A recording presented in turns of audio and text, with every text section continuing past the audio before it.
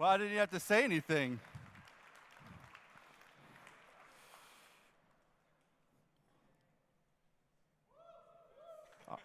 I was just seeing where this was going to go. Good morning.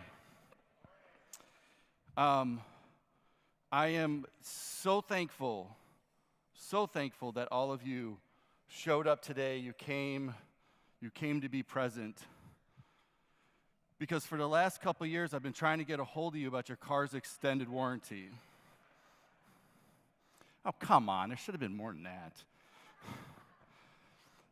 All right, welcome to that conference.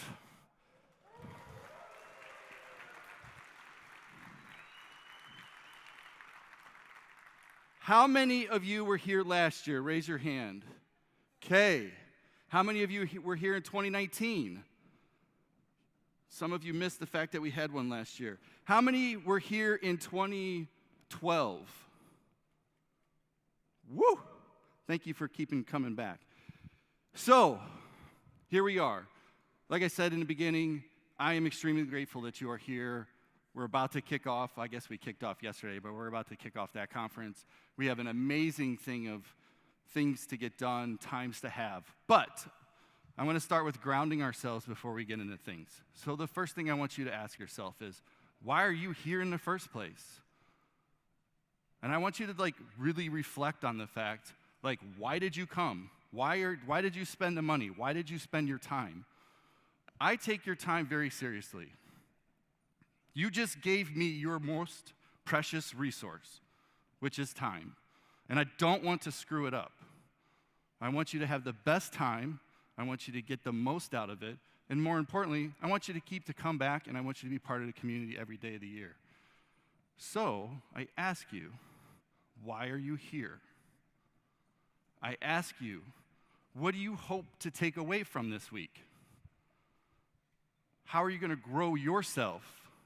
How are you going to contribute to somebody else's growth? It's no mistake.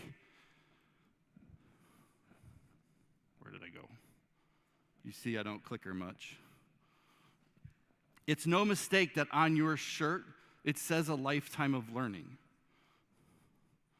For me, this is not about a conference, and I hope that's the same for you. For me, this is about a community. This is about a support group, a tribe of folks that we can connect every day of the year and grow one another and help one another in good times, in bad times, in great times, in all the times. So, think about it. Why are you here? For those that have been here before, you kind of heard this spiel, but you know that the way things are structured are, we go to sessions, we get exposure, you have something in common with the person next to you, you either care about the topic, you'd like to learn something about the topic, you're interested in a speaker, you already have that first thing to meet somebody. Open spaces is a special sauce. We'll come back to that. This is a special sauce. In fact, where's Brad Marsh? He made sauce as a result of that conference, and then we slipped it into food lines. So hopefully, how many people had some of the bluegill, I can't even speak. Yeah, well, let's give Brad a round of applause for that.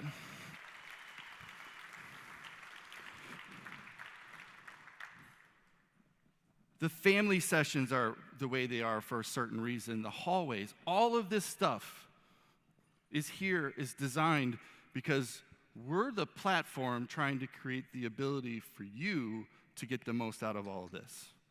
This is all fun and dandy, but ironically, this is fake. You all are the real people. Now, the last few years have been a little rough. This is a picture I took at the gas station up the street. And it kind of describes, if you will, for me, some of the struggles we've had. One, why does air cost money? And two, it's finally free and I can't even get it. Things are broken. But you all stepped out. And I want you to lean into that. I'm going to play a video. This is me. The gentleman on the other side of this video was somebody who I had never met before. That is a wooden arrow with a metal tip that I am holding to my throat. The gentleman on the other side I had never met before, we were there much like this, and I was sitting next to him, and we wrote some words on a board, and on the board it said discipline. Now, over the past couple years, I stood up here in 2019. I was about to finish my 365th day of running. I was in the best shape of my life. Today, I stand up here almost 70 pounds heavier. It's been a rough couple years. I got in a snowboarding accident. I blew out my shoulder. Now, on the other side is this gentleman who I've never met. We were met because we wrote some of the same things down on a board, and I said, we got something in common. There's more here. And so we connected. Put a lot of trust in an individual that I did not know.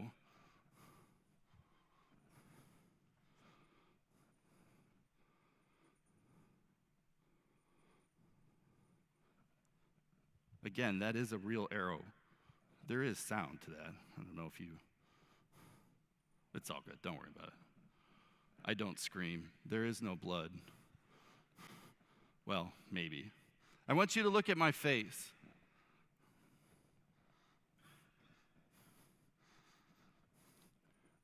I am literally contemplating life choices at this point. Why in the hell am I sticking a metal point dart in my throat? All I can think about is how my fat ass is going to send that thing through the back of my skull. Oh yeah, let's adjust it. That should go in easier. Oh yeah, right here. Better trajectory.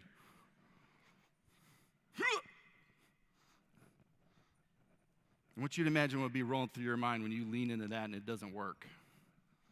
Yeah, let's do it again. And remember the guy on the other end said, discipline, fear. There it goes. That whole exercise was about self-doubt. Can you do something? Now, obviously, the person that gave us the arrows knew we weren't going to impale ourselves. Ironically, he had to sign a waiver to make sure that in case we did, we were not going to sue her. I bring that up because while we all look different, we have different experiences, the last couple years have been rough, we all have stuff that's in common. There's more to this conference than the sessions, than the talk, than the thing. It's all about everybody who's in here right now. There's a puzzle out on the table, and I think it's a great metaphor of the things that I want to see happen today. One person, it would take forever to get this done, but the tribe of people can get it done way faster. And if that tribe is working really well together, it happens even faster and faster and faster. And then we start to have fun along the way. What does that sound like? Software engineering, right? I can write a website, great. 2, 3 people can write it much faster, much more creative, diversity of opinion. Now, unfortunately, y'all are super smart, so somebody flipped the puzzle over and figured out that they were grouped.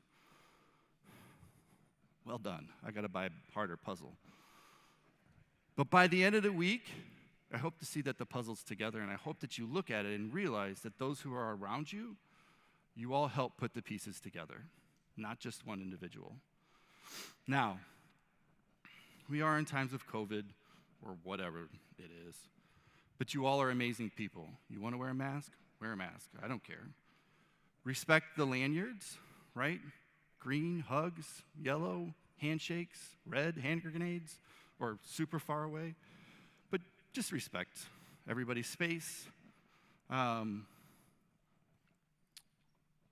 But I bring this up because it was an inflection point for us. The old story, lemonade out of lemons.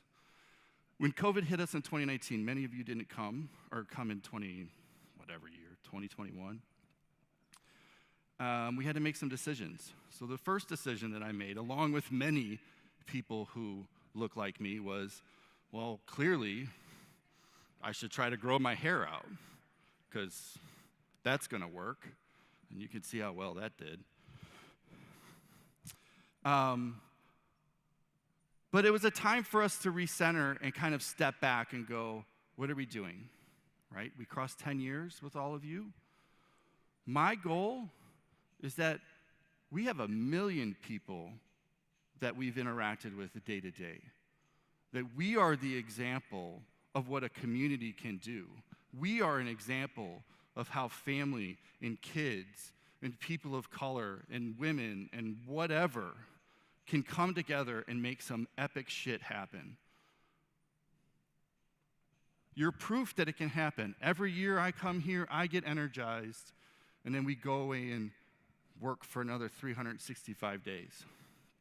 So, I took the inspiration from that room over there, open spaces.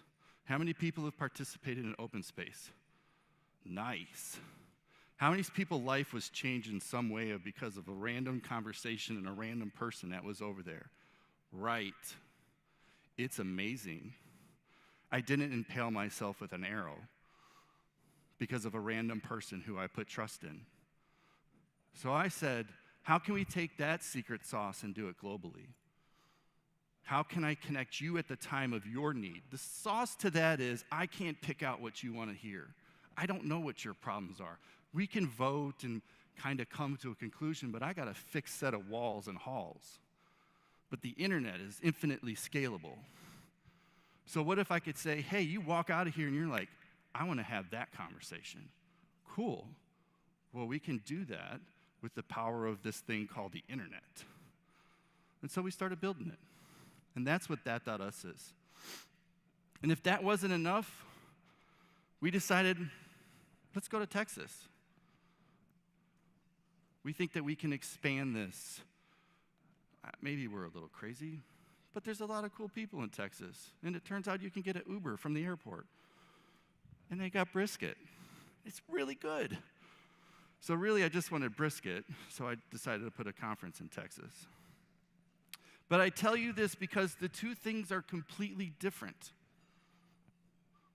I went down to Texas, we finished it in May. I went down to Texas thinking, I want it to be what it is for Texas, but at the same token, we want to put our kind of spirit on things. It turned out it was completely different, and that was great. But I do need your help.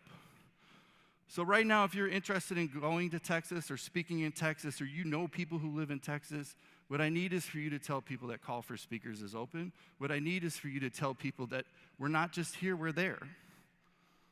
So right now, your task for me, and this is the only time that the teacher gets to stand up on stage and wield his power, pull out your phones. Everybody, right, pull out your phones. Clark's going to make us do an exercise. Go to your Twitters, and everybody say, hey, that conference is in Texas. Go hashtag it, whatever. Please just help us a little bit by spreading the word. I appreciate that. Oh, and by the way, tell them you missed out on Wisconsin. So shame on you. You should be coming.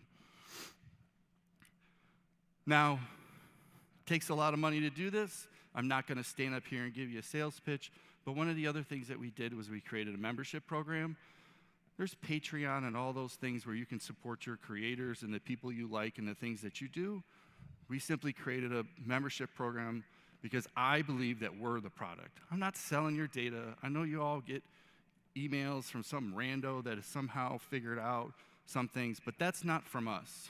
I don't share it with the sponsors. You share it with the sponsors. I want to build the features that help you grow. And if you like what you're doing, you have the ability to support us by buying a membership. Now let's talk about family. Does anybody remember that little shirt? There'll be some OGs in here that may, nobody, not one hand. Where were you people? Well, that's your kid. I can only use child labor. I can't say that online. So we have an amazing family track. One of the best things that happen is I have seen kids grow up. I've even hired one for a summer. We've sent kids off to college. It is amazing that you share your family with me. I feel a little greedy because I love the kids. One of the things we have in the family room is this marble wall. And it's not just for kids, it's also for you adults who think you're super great at stuff. So we took a 3D printer, we made some parts, we screwed together some wood, and we said, can you make the marble go around the wall? Of course, the wall is a cube. So I encourage you to go try it, have a little fun with it. If you've got family here, take it. But I also want to thank the Nightcrawler crew, who's standing in the back. Everybody turn around, let's embarrass the hell out of them. They're all in yellow. Let's give them a round of applause. These kids made some amazing robots. Like the big stuff that crawls and throws things, not the things that like destroys humanity and mows lawn. They're going to be showing it off. They're running the STEM room. Go check it out. And more importantly, we brought some of their own coffee that they've partnered up with a company called Mill City. Mill City is a place that I've been buying and roasting coffee from. If you've been in Slack, you know I give away coffee randomly at times. We brought 200 pounds of coffee to sell. You buy their coffee, it goes to supporting their team and everything that they need to do for their robotics program. So if you're into coffee, you actually want legit coffee, we've got some coffee at the Trading Post to support them. Housekeeping. Of course, now I needed to read that other slide. Open Spaces. Brandon's going to take the stage again during lunch to kick off Open Spaces. We've got a pretty sweet session at 5 o'clock called I Am Remarkable. Looking inward to see how you are of value. Check that out. Happy hours at 5:30.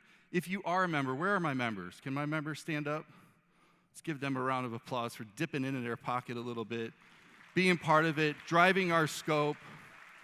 Thank you from my crew to you. And I can't see the bottom of that because I made the thing bigger. Happy hour, game night, games are coming in.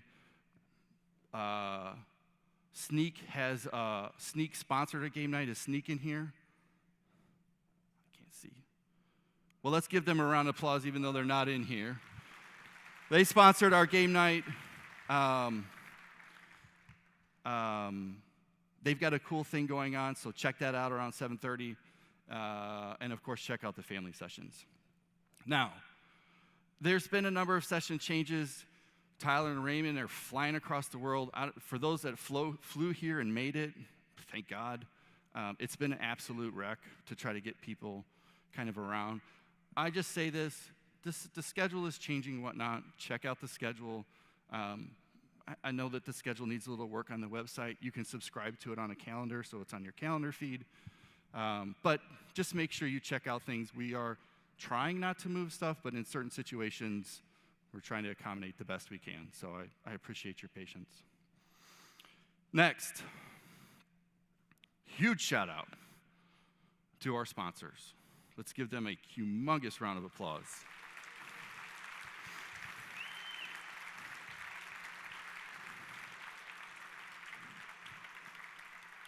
That being said, if you are a sponsor, will you stand up? Where are they? There's one. Woo! There you go. Seriously, this does not happen without their support at all. The level of money to have a nice breakfast and the stage and the screens and the this and the that does not happen, especially at the ticket price that we have. So please stop by, talk with these folks, see what they got going on. I talk to companies every single day about getting involved. We say no to people every year. These are the people who want to support you. They want to support us. They have cool stuff going on. In some cases, they're looking to hire. In some cases, they're looking to just tell you about a product. In some cases, they're just here because they think you all are badass. So, the sincerest of thank yous to all of them. There are 24, 25 folks out there, or companies out there. Please stop by and say hi. your shared profile, your PIN number tied to your shared profile in your profile. That's what gets exchanged. Update it, make sure you're good to go. That's how that happens in your network, my network underneath your profile. That's where you get to see who you've talked to and exchanged with. You get their contact information, whatnot. So check it out. Next, the gentleman that we are bringing on stage today has been on stage before. He's the only one that I would let speak twice. And it's a guy who I met, 15 years ago. And I like to think that your life is this journey of things that happen. And people kind of come in and they come out, and you find your tribe. And in some cases you click with some cases you click with others. Some you may be big fans of and never get to meet, and others you may be big fans of and meet and go, I didn't really want to meet that person. But Brandon entered my life back in the Microsoft days. For those who know, I used to do some stuff at that big old company, and we started running a couple conferences, but something was different. We somehow clicked. We somehow were over here when everybody was over here. It was like, this feels like the right thing to do, not this. And there's us throwing up some super awesome HTML5 gang signs that we made up because that seems appropriate. But we were running a little conference in Texas called HTML5TX. Had a great time, met some awesome people. Probably part of the impetus for me being back in Texas. And over the years, we've continued to stay in touch. We've started companies. We worked at different companies. But there's a thing about Brandon, and I'm going to go back to the piece of that he gets, which is all of this. And right now, the hype cycle's real. Does anybody feel left out because they didn't buy Bitcoin? They're like, should have done that when I was listening to about it. Or what's this now what Dorsey dubs Web 5? Like, let's just make up numbers and add them together and then square them and whatever. I tell people all the time, they get worried. Oh, I think I should be on this, or I think I should be on that. And I'm like, did your software ship? Yeah, good. Like, that's a good thing. Did it make some money? Yeah, great. That's paying for you to ship it again. It's easy to get tied up into all the new stuff and think, am I losing out because I'm not on that? Is my product somehow less inferior because I'm not on that? How many people, I don't want to do that one. I was going to ask if you worked on a mainframe, but how many people's companies have a mainframe still around? Look at that. How many people still have to support IE? Okay, we're going to have a intervention session later today at 3 o'clock for you.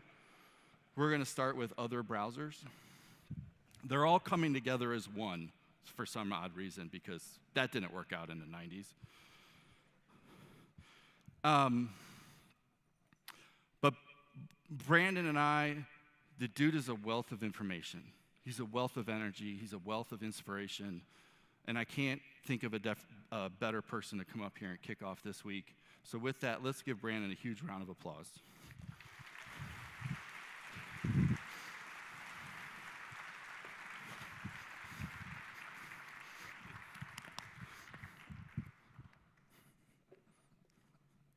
Thank you, Clark.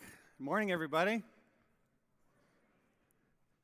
Man, I can't believe you found that picture.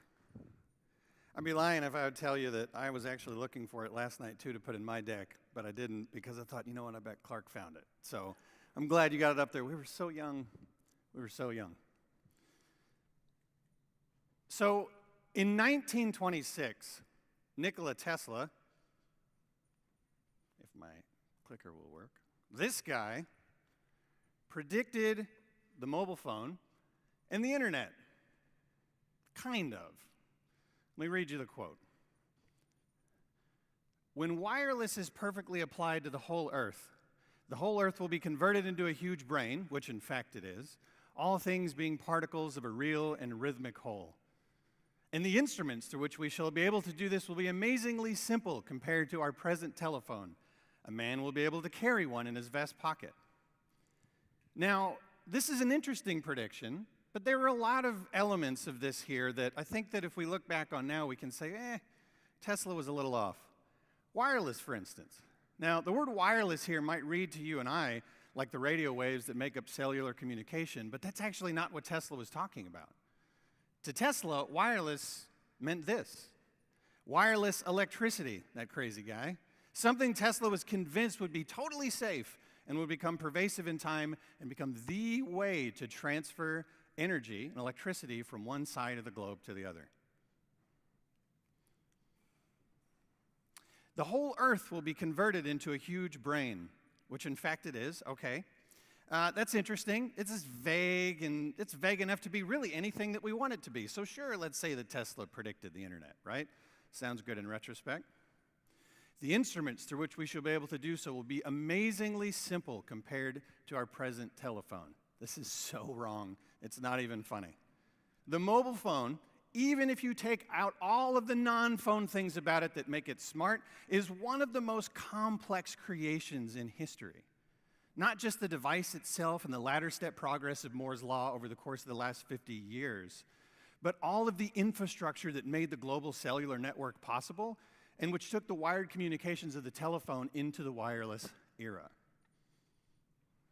A man will be able to carry one in his vest pocket. Okay, he meant person, it was 1926 and all, right? But here, he's partly right, carry one in your pocket, but Tesla was, I guess, not the fashion prognosticator of the time. So Tesla may have been right in the sense that he saw a future for mobile communications, sure, but he was wrong about some of the details, some of the specifics. But let's not hold that against him. He got a pretty big one right.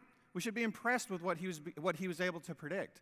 But we should also note that it's the details, it's the things that if Tesla were here today, would he look at all that we have and would he say, oh, that's not what I meant? Oh, this is a little bit different than I expected. And when we think about things like that, these prognostications from almost 100 years ago, it can teach us a lot about how to navigate the world of hype. So let's talk about hype for a moment, starting with, of course, a definition or two. According to Merriam-Webster, hype, when used as a noun, means extravagant or intensive publicity or promotion. And when used as a verb, hype means promote or publicize intensively, often exaggerating its importance or benefits. Now, I'll take one word for both definition and give us a nice little two-word TLDR. Hype is extravagant exaggeration. This two-word definition is not only a succinct way to think about hype, but it's a key to looking out for and avoiding it. And that's my goal for today, to share my thoughts on how you can spot hype in the world around you, how to find a kernel of truth within a hype-filled area, and finally, if you're passionate, how to chase that kernel and ignore everything else. So first, let's talk about how we can identify hype. Now, Flavor Flav wasn't just a hype man for one of the great early hip-hop acts. He was a modern-day prophet, and we should take his words to heart. But before we can take the great Dr. Flav's words to heart, we have to identify hype in the first place. And in tech, that can be really difficult. It's easy in many cases to see hype in music, media, and politics. But in this room filled with people who have dedicated their lives to tech or are tech adjacent, what is hype? What does it look like? As Clark said earlier, a lot of times it can feel like, did I miss out? Did I not respond fast enough? Did I respond too fast? But one of the ways that I think about hype is that it really looks like promise without proof or practicality. So let's actually look at some examples and have a little fun with where hype has fallen short over the course of the last several years. Starting with virtual reality, or augmented reality, mixed reality, the metaverse, whatever you want to call it. Anybody in this room remember Second Life? Yeah, I was at a Gartner Enterprise Architecture Summit in 2009 where one of the analyst leads predicted that every business was going to do all of their meetings in Second Life within 2 years. 2 years. That's not the most memorable thing about Second Life for me. That didn't happen. Instead, Second Life ended up being lampooned in pop culture. Didn't really happen, right? But you know what else happened in 2009? Minecraft was created. Perhaps you've heard of this game. Rest in peace, Technoblade. And anybody that knows what those words that I just said meant probably now thinks that I'm way cooler than I actually am because I only know that from my kids. But frankly, apparently Minecraft is the real metaverse, according to some article that I read on Medium. It's a respectable publication, right? And while I think I like that idea far, far better than I like this one, it still creeps me out to think about. The reality is that Minecraft as the metaverse does raise some important questions I think we all should answer. This is definitely one of them.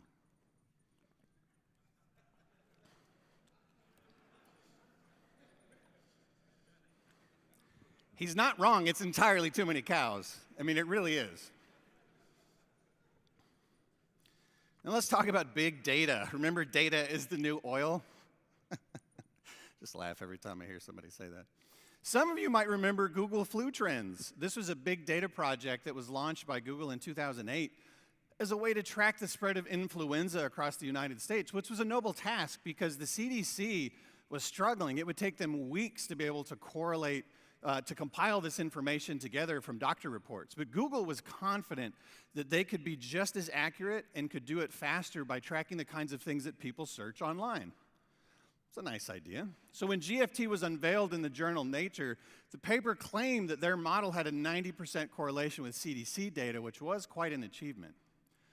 But after 5 years, the data were analyzed, and researchers from Harvard and Northwestern found that GFT overestimated the number of flu cases in the US 100 out of the last 108 weeks, and that the forecast in February of 2013 was double the number of cases that actually occurred.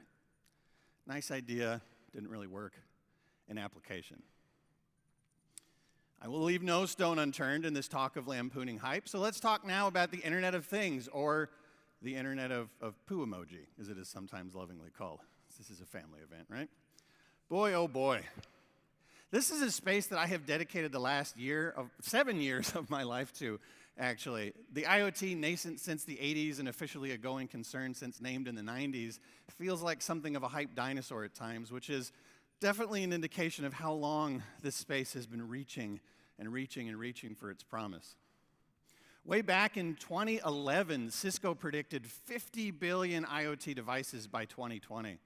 And in 2016, on the heels of SoftBank's acquisition of ARM, CEO Masayoshi Son, yes, the WeWork guy, predicted boldly a Cambrian explosion of IoT devices to 1 trillion over the course of the next 20 years. Compare that with reality. 14 billion, currently, growing to 27 billion and beyond in the next 3 years. Now, that's a lot, don't get me wrong. That's billions and billions of devices. But nowhere near the 50 billion that we were supposed to see 2 years ago, and the 1 trillion that Masa-san predicted would happen in the next 20 years. Nice, we see lots of devices, but far short of our prognostications. All right, now let's talk about hype's boogeyman, artificial intelligence. Now, depending on who you listen to, AI is either going to usher in an era of human subservience to machines, like we're not there already, or unlock higher heights of technological progress for humanity. Or at least, AI is going to do the hard work for us so we can spend more time on TikTok. Because spending the equivalent of a part-time job on TikTok already isn't enough, right? And in the AI is coming for our jobs department, in 2016, Jeffrey Hinton, the godfather of deep learning, said, if you work as a radiologist, you're like the coyote that's already over the edge of a cliff but haven't looked down. He said deep learning is so well suited to reading images from MRIs and CT scans that people should stop training radiologists now, and it's just completely obvious within 5 years that deep learning is going to do better. Okay, that was 2016, it's 2022, it's been over 5 years. How are the radiologists faring? Well, according to Gary Marcus, not a single radiologist has been replaced. Rather, the consensus view nowadays is that machine learning for radiology is harder than it looks. Who would have thought? And at least for now, humans and machines complement each other's strengths. And as for welcoming our robot overlords, I remember my kid's first year of soccer too. And finally, hashtag Web3. I can't not give a talk on this and touch on this glorious decentralized techno-libertarian future that is all things Web3. And in what sometimes feels and reads like an Ayn Rand fever dream, prognosticators have declared that crypto, the blockchain, distributed ledgers, hashtag Web3, NFTs, and the like are the future of money, the future of government, the future of politics, the future of art, the future of work, the future of collectibles, and the future of oddly specific hobby groups, like, for instance, Constitution DAO, a decentralized group that banded together to buy an original replica of the US Constitution for millions of dollars in an auction. And how is this glorified book club going to share that priceless artifact? Well, they would vote and decide later, fielding suggestions from, let's put it in a museum that only token holders have access to let's tear it up into thousands of pieces and share them all among the group. Thankfully, they lost the auction. And if I had given this talk months ago, I would have had a harder time rebutting much of this because Web3 was very much on the hype upswing. Since then, though, things have gotten a little tough. And I don't think anyone would argue that we are definitely in a crypto winter of many cases when we see story after story of how crypto has not lived up yet to its promise. But by the way, hype can be both inflationary and deflationary. It's not just about sunshine pumping. Let me give you a couple of examples here. In 1946, Darryl Zanuck said television won't be able to hold on to any of the market it captures after the first 6 months. People will get tired of staring at a plywood box every night. We don't get tired of staring at anything, apparently. Sage words from an executive at Silver Screen movie maker 20th Century Fox. I wonder what could have motivated him to say such a thing. And yet, by 1971, in the United Kingdom, go back, come on. In 1971, in the United Kingdom, there were more homes with televisions than with an indoor toilet. So I think we did all right with television. In 1977, Ken Olsen said, there is no reason anyone would want a computer in their home. Now, if you don't recognize the name, Ken Olsen was president of mainframe maker DEC at the time. He was a bit biased because what he really wanted is he would rather your company dedicate an entire floor to one of these. And yet in 2010, 80% of US households owned a PC. And now, my favorite, you know him, you love him. He loves you because he loves developers, developers, developers. In 2007, Steve Ballmer said, there's no chance the iPhone is going to get any significant market share. And, you know, rather than showing you a market share graphic for the iPhone, which is kind of patently obvious at this point, I'll show you a market capitalization graphic for Apple, and that should tell the story. And I'll pause on this one for a second if anyone wants to take a picture of this slide with their Windows phone.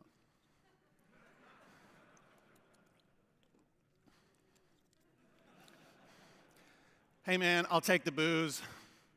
I worked at Microsoft during the Windows Phone era. I've earned it. But this is anecdotal, and I will admit it's easy to throw sand and take pot shots at prognosticators for being wrong. It's even fun. But these are people who said public things, and I don't think there's anything wrong for us holding those people to account, especially when we're trying to think about how we respond to these kinds of things in the future. Because much of what I mean when I say don't believe the hype is don't believe the prognosticators, especially those who have something to gain by steering people towards or away from a technology. Watch those people, sure. Listen to what they say, sure. And then ask yourself, why?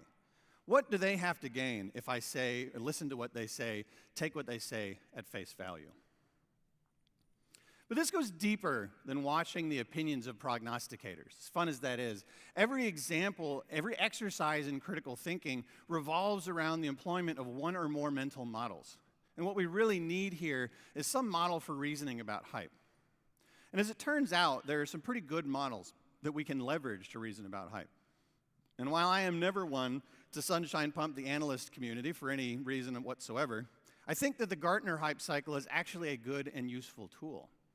Because at its core, the Gartner hype cycle is a mental model for thinking about emerging technologies, for understanding the current state of a technology, and for assessing where it might go in the future.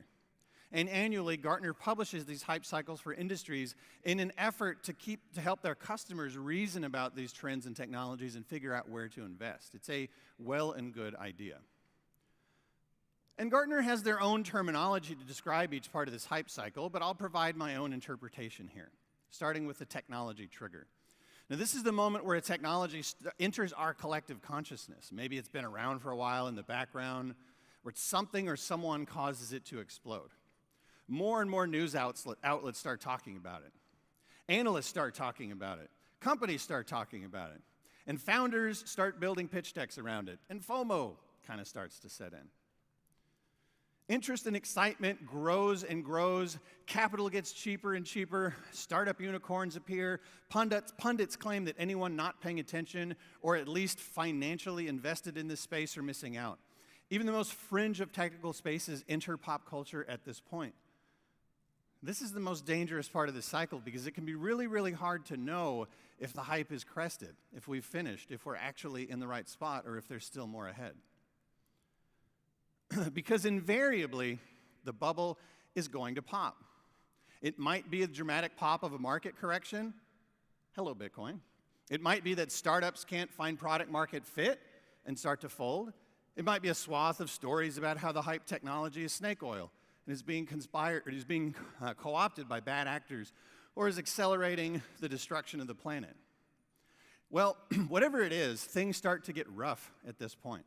Companies fail. People lose money. Money disappears for more and more, and haters start to come out of the woodwork. Hello, me. At this point, a lot of people wash their hands of the space and walk away. But not everyone. Not everyone. People stick around. And the ones that do because they believe in something about the future promise of that technology. Not for the money or in an effort to get rich quick, but because they see some kernel of truth buried in all of that hype. And they believe that they have some way to turn that into something more, to make the essence of that technology, its core good and promise, a reality. So slowly, after the press and the haters start to disappear, opportunity starts to grow again. And over time, the technology starts to achieve its promise. Unburdened by hype, companies thrive, customers benefit, and real problems are solved. Money is made, sure, but it's money that is made on the back of hard work and persistence, not the result of winning a lottery. Now, technologies follow this hype cycle at their own pace, some quick, some slow, and some never make it beyond the trough of disillusionment, sadly. But it's important to also know that the placement of any given technology on this cycle by me or by Gartner or anybody else is anybody's guess. It's a prognostication just like anything else. But this is a good mental model, and it is a good mental model, but it is not a stand-in for the truth. It's also not Gartner's wholesale invention, so there's some grounding in other academic thinking around this.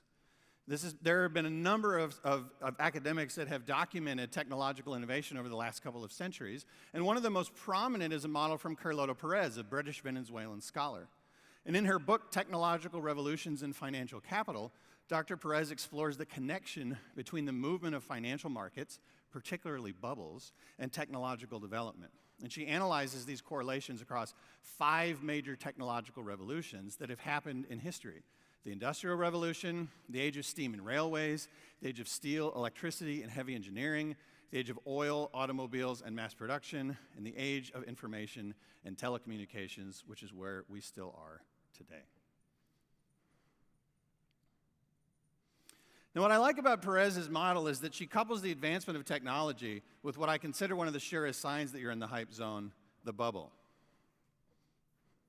And one of the reasons why I love the Gartner hype cycle is because it contains one subtle but important axiom along its y-axis. And that is that when a technology ascends the slope of enlightenment and reaches that plateau of productivity, chatter about the technology is nowhere near where it was at the peak. In other words, the delta between the peak and the plateau is hype. And the peak is dangerous. The air is thin and the lack of oxygen will likely impair your thinking.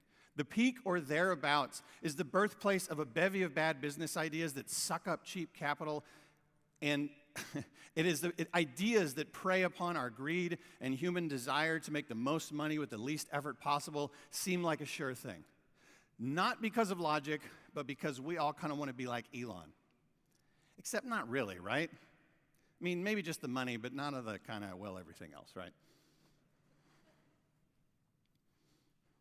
Nearly every technology and innovation of the last several decades has spent time on this cycle, ascending to the peak as we thought this was the next big thing. And the hype cycle is a good mental model, but we still need a rubric or guidelines to follow when assessing new technologies and opportunities, the ones that assault us every day. So here are a couple of principles that I follow, things that I use to reason about hype. Principles for navigating hype, just my own opinions about these things. First is be wary of advice from those who have the most to gain or lose. One of the realities of our current connected world that is at the same time both fortunate and unfortunate is that it's easier than ever for people to share their opinions about everything and for you to have to hear about it. It's also true more than ever that we associate the size of a person's platform with their ability to speak authoritatively on any subject, regardless of their expertise on that subject. And I'm not here to tell you who you should or shouldn't listen to, because I am, after all, just another guy with a platform, an opinion, and the ability to use GIFs and memes to speak authoritatively about any subject. But I will say that I don't think you can go wrong looking at the motives of the people who prognosticate about these technologies. Because whether it's a firm like Gartner or some Yahoo with millions of followers on Twitter and a diamond hands emoji in his bio, the reality is that there are many people out there that have a lot to gain or lose by forcing us down a certain path, by proving themselves right. So, think about their platform, think about what they're saying, but run their opinion through that filter before you decide how much weight to give them. Because remember my examples from before about Daryl Zanuck, Steve Ballmer, and Ken Olsen. Daryl Zanuck in 20th Century Fox had everything to gain by predicting the demise of the television. Ken Olsen knew that the personal computer would be terrible for his business. And Steve Ballmer, who had the unfortunate job of straddling the gulf between the Windows and Office Microsoft of the 80s, 90s, and 2000s, and the cloud-centric Microsoft of today, knew very well that the iPhone, if successful, would hasten the decline of the PC era. Now, did these people believe in what they were saying? Of course they did. Their companies, their businesses, their livelihoods depended on them being right. That doesn't mean that they were. Second, if it seems too good to be true, it probably is. A lot of stories that surround hype-filled technologies focus on how people can get rich overnight, and startups achieve 3 funding rounds and unicorn status in 6 months, and you can too if you just ask your employer to start paying you in Bitcoin. And while we love a good story about every person who hit it big, there are lots of people in every bubble who hit bottom. There are lots of people who made those calls and lost money. And I'll tell you now what my financial advisor told me in 2020 when I asked her about investing in crypto and cannabis stocks. Volatility is never a sound long-term investment strategy. Value created quickly can be destroyed just even faster, and you don't have to look too far to see examples in every single tech space of companies and ideas that flew too close to the sun, too fast, only to crash and burn. Bird is a good example of this. Founded in September of 2017, it had its Series A funding round in February of 2018, raising $15 million, followed by a Series B round 1 month later, where they raised $100 million. And a venture round in May, 2 months later, for $150 million, making them the fastest company ever to reach that lauded $1 billion unicorn status. And in June of 2018, 1 month later, Bird raised an additional $300 million, valuing the company at over $2 billion. That's insane. The company raised over $500 million because a bunch of investors saw Bird as the Uber of micromobility and were falling over themselves to throw money at this company because they claimed they had a superior unit economics to their competitors. Spoiler alert, they didn't. And in November of 2021, Bird went public via a SPAC deal. And for those of you that aren't familiar with that term, SPAC is an IPO for a company that doesn't want their financials looked at before they go public. And so how are they doing now? Not great. If it seems too good to be true, it probably is. Now this one is slightly related to the last, but it's worth mentioning because tech and FOMO in tech is so real, right? It's the reason we take jobs, we switch jobs, we learn new programming languages and frameworks, and even attend meetups and conferences. In an evolutionary sense, FOMO is responsible for the perpetuation of humanity. But it's also the reason why bubbles form. After all, no one wants to be the fifth Beatle or the third founder of Apple. But acting on FOMO in tech can burn you. So pause, slow down, and think through principles 1 and 2. Next, this is a subtle but important one. When we talk about tech and new trends in tech, we love to use tech history as an example for our enthusiasm and fuel our FOMO. We're building the next iPod, we like to say. This is going to launch like the next iPhone. And we hold up these technologies and point to the excitement around them, and that given technology is proof that we can't lose. We're right because our thing is next. And as it turns out, the stories that we like to tell about history aren't actually history. It's just the way that we've chosen to remember something. The iPod was a critical success and a commercial failure, mainly because Steve Jobs' original goal was to use the iPod as a way to sell $1,300 Macintosh computers. So the first version of the device didn't even work with a PC, nor did the second. Finally, Jobs relented by V3, and after that holiday season of 2004, the device was a hit. And the same was true of the iPhone. According to Tony Fadell, the first version was really only for early adopters. It didn't have 3G, didn't have App Store, and our pricing model was all wrong. By V3, the pieces were in place. Now, we all remember that to a certain degree, but maybe we tell ourselves that the App Store came much faster. Maybe it was in months instead of years. But the reality is that there are very few overnight successes in life, even among giant tech companies. And there are very few rocket ship technologies that don't experience some form of hype cycle, some form of slow climb to the top. And I would ask that if we're really looking for the next big thing, maybe we should spend more time looking in the trough of disillusionment, looking at the technologies that are experiencing their winter than the ones that are dominating the headlines. Finally, make up your own mind. Run your own tests.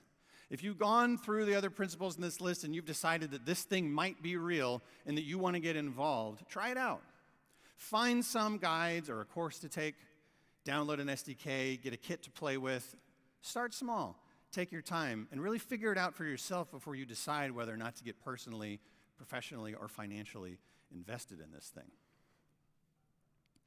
So that's it, 5 simple principles, not a comprehensive list. You might disagree with some of these, and you might even have your own, but no matter what logic or rules you apply, here's the most important thing, and the thing that I try to tell myself every day. Slow down, breathe deep, ask why, and trust yourself. Because it's not about what I think. It's not about the pot shots that I take at these technologies, but it's about how you reason about these things and how you and your community feel about what's worthwhile in this space. And I bet you'll find that if you slow down, if you trust yourself, that you will find that your hype radar steers you in the right direction. All right. So the good news is from here on out, I get way more positive for the rest of this talk, okay? I took my pot shots, but the reality is that that's not where we end. That might be my crash course on navigating hype, but I don't think that all of these technologies, AI and ML, IoT, Metaverse, and Web3, I don't think that it's time for us to just throw these out and move on to other things. I don't think it's time for us to stay pure traditionalists and not deal with anything new. Because remember what I said earlier about the trough of disillusionment? The ride from the peak to the trough is a massive culling. It's a culling of interest, it's a culling of businesses and individuals. Many people walk away. Many people decide, nope, that's it. This is not worth anything, I'm done. But not everyone does. Some people stick it out. Why? Well, we stick it out, and I say we because I am one of these people in one of these spaces. We do it not because we're in it for the fortune and glory, but we're in it for another reason, and we persist. And I think that the people who stick around in the trough of disillusionment are those who have really found 2 things that are true for them. One is that they found the promise behind the hype, and the second is that they found a kernel of change that can bring that promise to life. So let me tell you what I mean by that. Let's starting with what I believe is the promise of the Internet of Things. And this is very much in my wheelhouse, but I believe the promise of the IoT is the ways in which we can use connectivity to do things that are hard, if not impossible, without it. The promise of IoT was evident to the wake of the Fukushima nuclear disaster in 2011. In April of that year, a 9.0 magnitude earthquake struck off the coast of Japan. The earthquake resulted in a tsunami. Waves that reached heights of over 40 meters, traveled at 700 kilometers an hour, and moved 10 kilometers inland. 20,000 people were killed, hundreds of thousands were displaced, and 3 reactors at the Fukushima Daiichi nuclear power plant melted down. It was the largest nuclear disaster since Chernobyl. And out of this disaster, a group of scientists and technologists came together to form SafeCast, one of the largest citizen science projects in the world. And over the last 11 plus years, the SafeCast team has built mobile devices to use wireless IoT connectivity to monitor radiation and air quality in Fukushima and in thousands of other locations around the world. This is an impossible problem to solve 15 or 20 years ago that is made possible with the Internet of Things. In the world of AI and ML, I believe that the promise lies in how advances in machine learning on resource-constrained devices, sometimes referred to as tiny ML, frees us from a dependency on hyperscaler cloud infrastructure, meaning that we can build resilient, secure, privacy-preserving vision, audio, and machine monitoring models that will work where they are needed and not across the open internet. I also believe the promise lies in the ability of ML to find patterns among data that we cannot as humans, to prevent problems before they happen, to detect cancer early, and to be a signal of danger among the noise. There's a lot of really good work happening in this space. And in the world of AR and VR, I'll admit that I'm still a bit of a skeptic about this space. That's just me. And it's not about me, though. This is not a space that I'm passionate about, but I know that many people are, including many of you in this room. For immersive gaming, sure, but also because AR and VR can provide experiences that are inaccessible for so many. And because these technologies can create community and connection across long distances and cultures. Because AR and VR can provide immersive experiences for anyone, it provides an opportunity for those who can no longer or never did have access to a certain experience to have them. The technology has already proven quite useful in treating dementia and is even being used to increase empathy and being used for bias training in diversity and inclusion initiatives. Finally, lost in all the crypto hype and crash is the utility of Web3. At least in my limited understanding of it. Because as I see it, and I'm not an expert in this space, at its core there is a promise to put the web back in our hands. To reshape the web so that artists and creators can monetize and own what they create. So that humanity can take back the web from those that would seek to monetize our attention for their own gain. From those who build platforms where our interests are up for auction.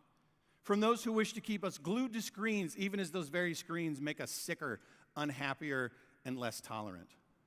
Or for those who would censor us or concentrate power in the hands of the few. I don't know if that's actually the promise of Web3. That's what I hear. But if that's true, if we do that work, that's a Web3 that I can actually get behind. To be honest, I could be wrong about these things. You might disagree with me. I'm certainly no expert. I'm not an expert in AR and VR and Web3. So you might think that my assessment of the promise in these areas is just absolutely wrong.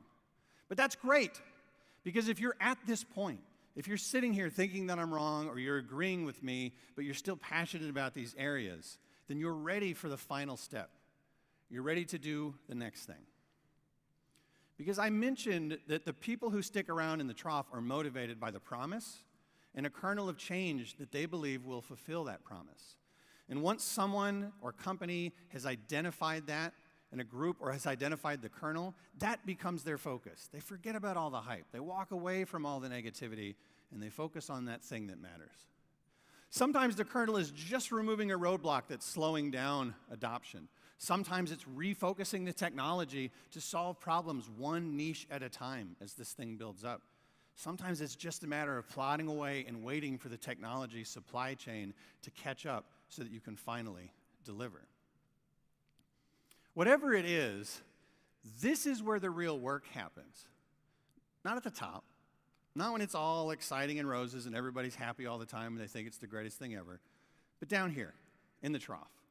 This is where the real work happens, where people roll up their sleeves, where they shed blood, sweat, and tears to actually make this thing happen. And it's here in this last step that the work is very personal. And it might be different for all of us. So I can't tell you what the kernel is for AI, for ML, for the Metaverse, for Web3, for AR, VR, because I don't work in those spaces. But I can tell you what the kernel is for me and the people that I work with in the IoT space. And if you're passionate about IoT, maybe you can join us on the ride up to the slope of enlightenment, because it's coming. And if not, maybe my example will help you figure out that the kernel matters, or what that kernel is in your own space, and what real work needs to be done. Now, I've been a software engineer for much of my 23-year career. I worked on the web starting in the ASP Classic days, navigated through the dot-com boom and bust, picked up .NET and C# in the V1 days, and held on for dear life through Windows DNA, WCF, WF, BizTalk, SOAP, XHR, jQuery, Ruby on Rails, Angular, React, Svelte, the cross-platform mobile app craze, the cross-platform mobile app dev platform craze, and even this one time where I thought it might be cool for web developers to write mobile apps for Windows 8 in JavaScript. In 3 languages, no less. That was a heady time. But as it turns out, it took me 16 years to really find my calling. And I did in 2015 with an Arduino Uno kit from SparkFun Electronics. Now, my 13-year-old, who was 6 at the time, isn't here this year, so he can't get mad at me for showing this, for having this video in my deck. Now, I was immediately hooked. I came into a space at the time that we now know was the apex of the maker movement. Other geeks like me, including a ton of other non-hardware folks, were flocking to this space, enamored by the blinky lights, yes, and the spinny things, and the mishmash of art, science, math, and engineering that pervaded the makerspace. But we also really believed that there was this potential to add smart, secure connectivity to almost anything and everything that could actually truly help us do better, make interesting challenges, solve interesting challenges. Alas, it was not meant to last in that form. Corporate sponsors like Microsoft and Google stopped attending and sponsoring Maker Faire. The event and magazine went bankrupt, and IoT-centric Kickstarter campaigns and companies started to miss their delivery dates or to just disappear completely. Meanwhile, as you saw earlier, numbers of deployed IoT devices started falling far short of expectations. Security breaches and botnet after botnet replicated like bad news across the space. And the IoT continued to slide down into the trough. But by that time, I had already left the web behind, and I was fully in at an IoT startup. The demise of the maker movement was sad, but I still knew plenty of makers who kept going, and businesses who took a chance and had some success. And stories started to emerge of good work being done in the space, from environmental monitoring in the ocean to healthcare applications in developing countries. There was enough to see that there was a promise there, that there was good work being done, things that we could do to make a difference.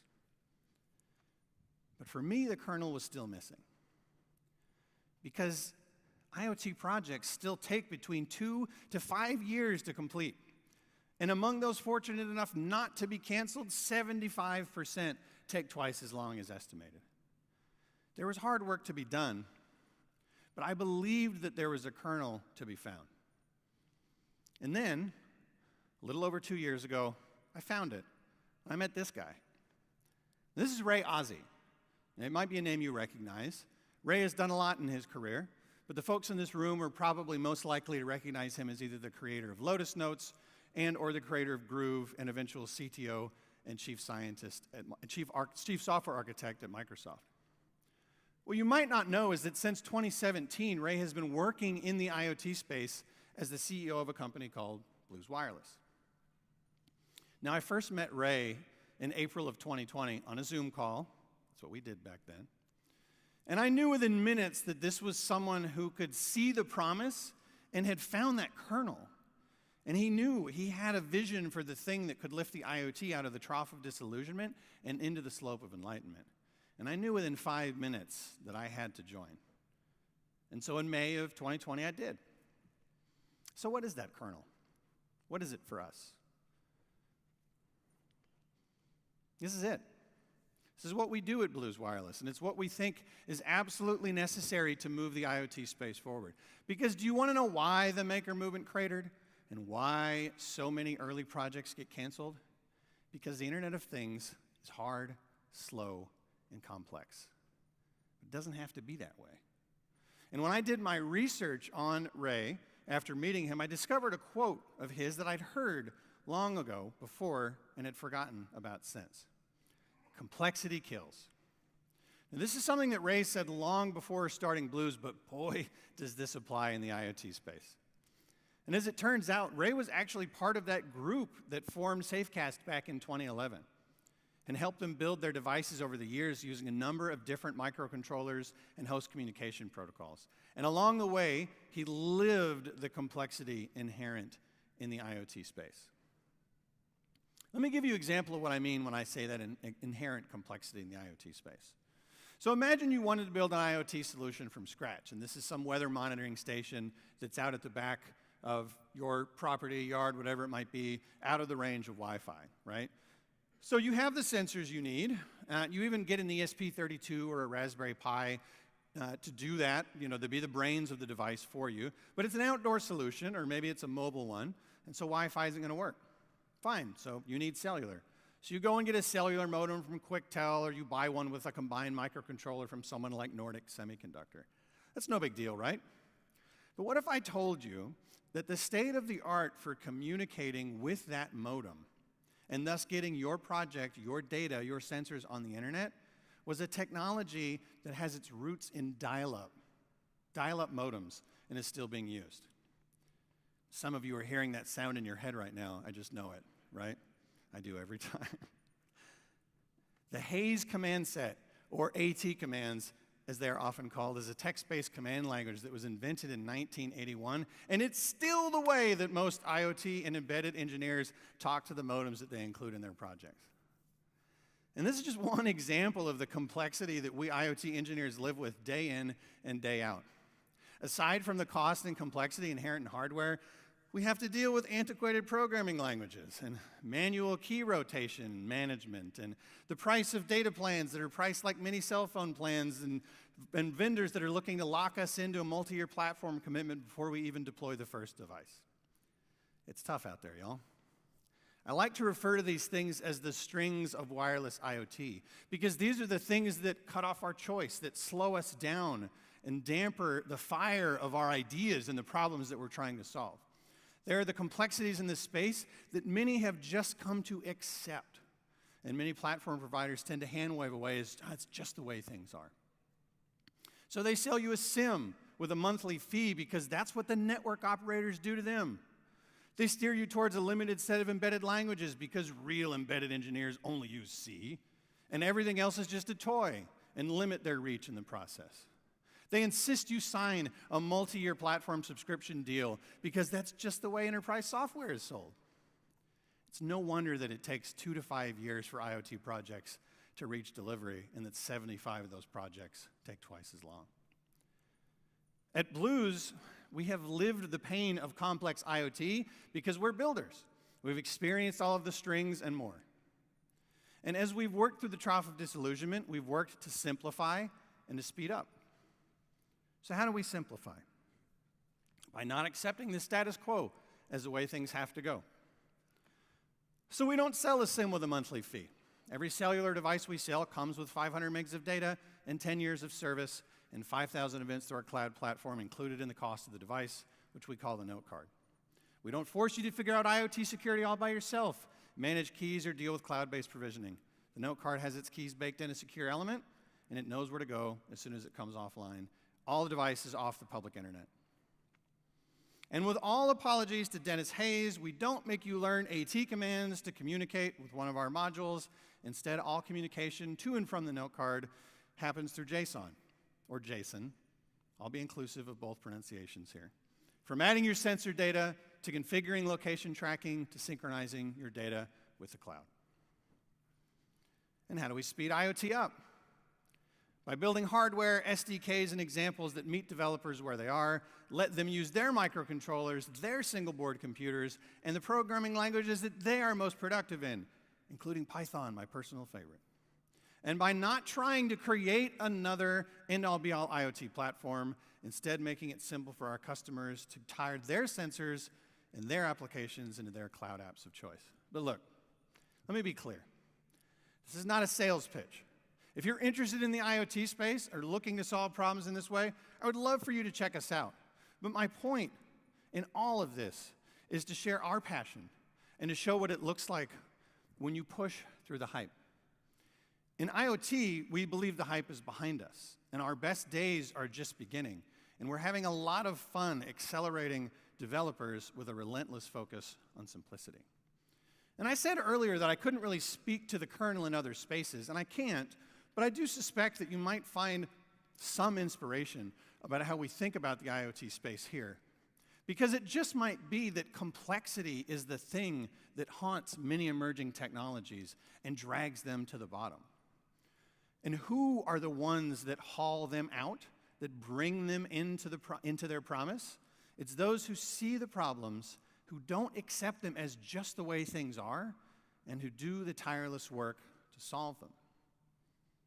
So what's dragging down machine learning, virtual reality, Web3, or whatever you're passionate about? There's your kernel. And nearly 100 years later, it's easy to be impressed with the predictions that Tesla made and to look back upon tech history and imagine this smooth path from Maxwell's 4 laws in the vacuum tube to the computer, the integrated circuit, the PC, the internet, the mobile phone, and beyond. But every one of these and countless other technologies took a ride on the hype cycle before they took their place in the pantheon of mature technologies. And the people who ushered these technologies through the cycle weren't the snake oil salesmen or the street corner prognosticators, but the people who never stopped believing in the promise of these technologies, who cut through the hype to find a kernel and did the hard work that needed to be done. And I promise you, the water is fine down here in the trough of disillusionment. It's nice. So I hope that you'll consider joining me, whether it's in the IoT, AI, ML, VR, Web3, or whatever next new big former thing comes next. There's lots of work to be done, and we need passionate people to do it. Thank you.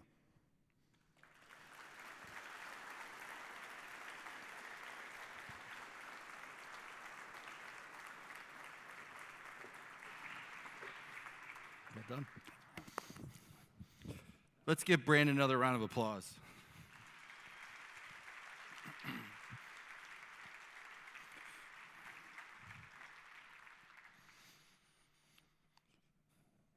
I think he illustrates a lot of the, if you will, kernel for me with all of this. This stuff is hard. And I'm not talking about his stuff. I'm talking about this stuff. We're just a platform up here. This is done. This is fake.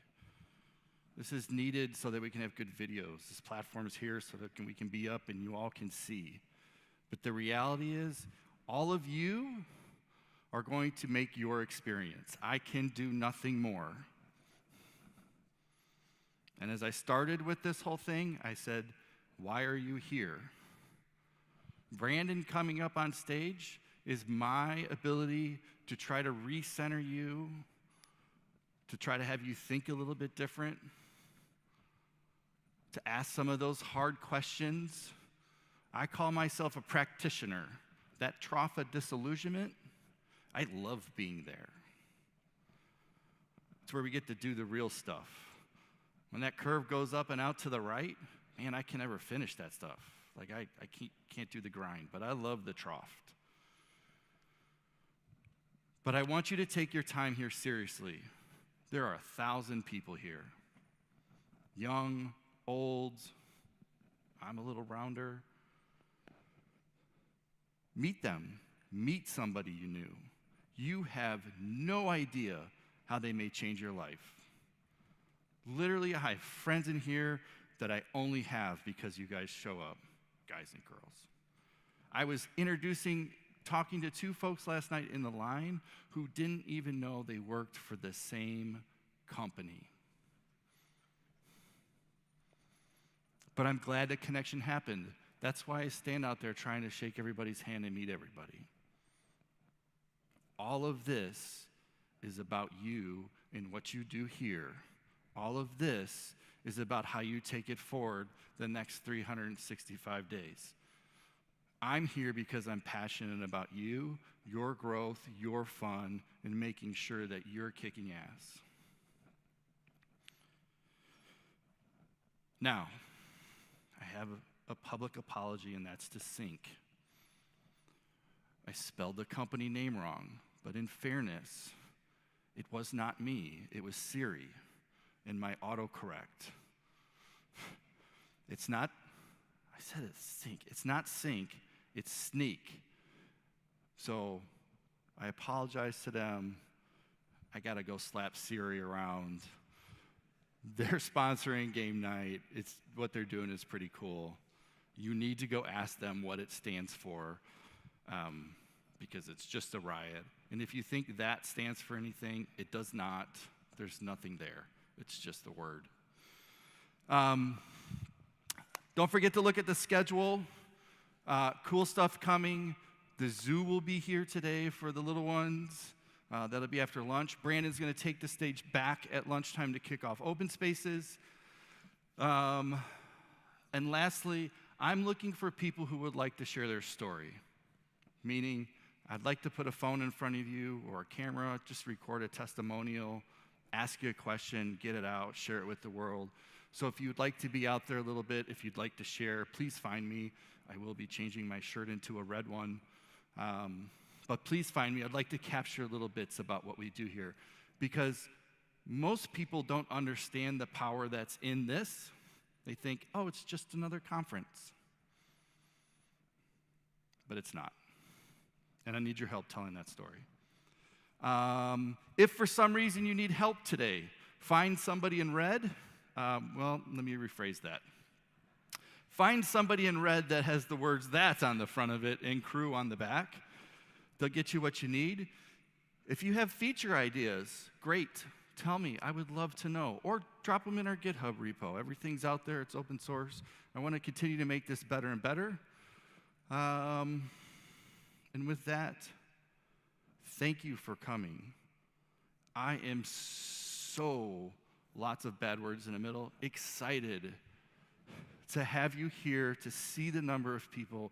I get so much energy off of all of this. Last year was amazing.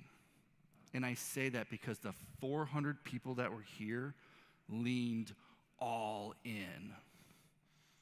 They were here having conversations. We met one another. And maybe it's because there wasn't as many people. I walked out going, maybe we should cap it. Maybe there should only be 400 people allowed at that conference. But that's not the right thing. And I say that because it limits diversity and ability. And I don't mean diversity of people, but I need diversity of knowledge. Because Tegan and I last year got in a conversation about my platform and Svelte and GraphQL, and we had this conversation. And he left, and now they're doing it. Why? Because we sat in that room and we're just talking. So lean in. I know it works. I saw it in Texas, and I'm asking you to do it this week. Find your tribe. Find new people. Go to things that aren't like what you would do normally. Say hi. Don't be looking at your shoes. Shake other people's hands. Ask them what they're doing, what they're interested in. Lean in. Help build the puzzle. I guarantee you some cool shit will happen as a result. So with that, thank you for being here. Thank you for what you're about to experience. Thank you for being awesome people. And go have a blast. Enjoy your day.